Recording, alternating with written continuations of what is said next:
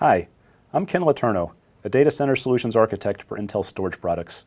I'd like to take this opportunity to introduce you to the Intel Storage Performance Snapshot tool by showing you two snapshots captured while running a MySQL database workload against the same system, but with two different storage configurations. The first, a RAID 10 of 6 enterprise-class hard disk drives, and the second, a single enterprise-class NVMe solid-state drive. The move to an NVMe SSD has the potential to unlock additional improvements over the hard disk drive solution, thanks in part to its PCI Express interface, along with a software protocol optimized for non-volatile memory. Let's get started. First, we'll open our capture file for the hard disk drive solution. The first thing we can see is information about the system under test by mousing over the I by the test information section. We can see details for the OS, CPU, memory, and storage devices.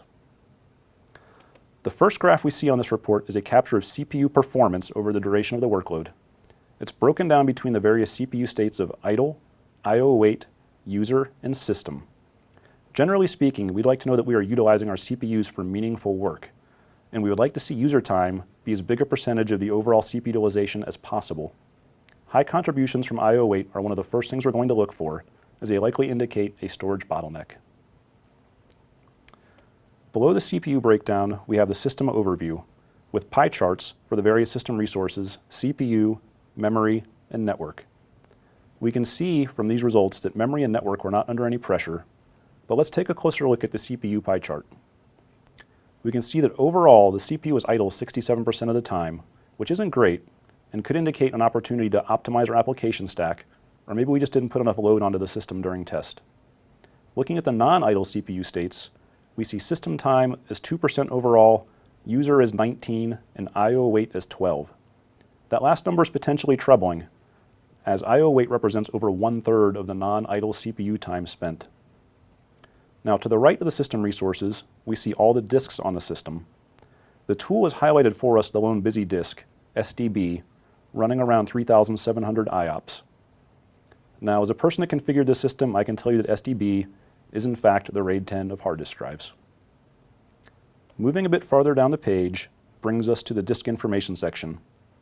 Again, the tool is highlighted by default the lone busy disk during the test, SDB. We can see IOs plotted here broken down by reads and writes, with I/O wait time graphed on top of those as well. Additionally, there's support to see average I/O size and bandwidth for this same device. Now, can faster storage for this workload result in less I/O wait and more I/O throughput? Well, looking at these results and understanding the random I/O access patterns inherent to database workloads, I expect significant improvements by making the switch to an NVMe solid-state drive. Let's replace those hard drives with an SSD and find out.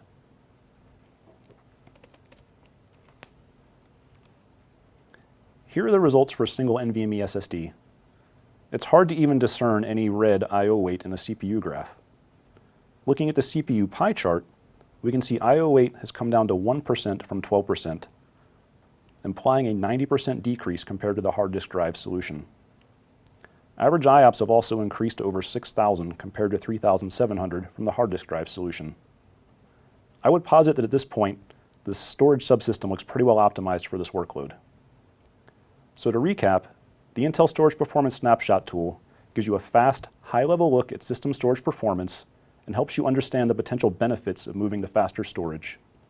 For more information on high-performance storage, search Intel NVMe Storage or simply visit intel.com/NVMe. Now, on a related note, faster storage will start to expose bottlenecks in the software stack that are normally hidden by slow storage. So should you need more detailed storage profiling, try the storage analysis capabilities in the Intel vTune Amplifier Performance Profiler.